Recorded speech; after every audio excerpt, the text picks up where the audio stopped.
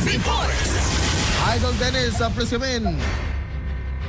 Umabot ti siya mapulo ket 8 iti kaunaan nga beneficiaryo ti Holiday Employment Assistance Program iti Provincial Government of Ilocos Norte babaen ti Provincial Public Employment Service 10 peso babaen iti tulong iti Provincial Tourism Office una ni Miss Anne Marie Lisette Atuan ti Provincial Person Manager kinasong programa kaya na mapigsa babaen iti Tourism Ambassador Program in baganang na destino dagitoy nga nagtrabaho kadagiti tourist sites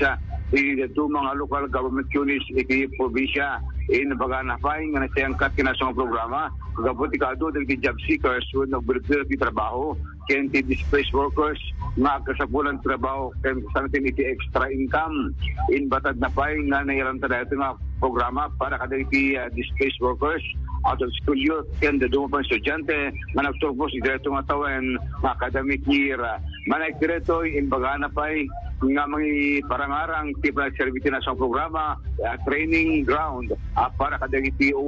OSY hindi iti nagturpos ni estudyante iti agdama tuloy-tuloy iti panagsabol ti pagtrabahuan iti nagbasa nagturpos sa nagbasa na kumang kanito ay awampay sa bulan da nga pagtrabahuan ay po Dennis Alipio Tatak IFM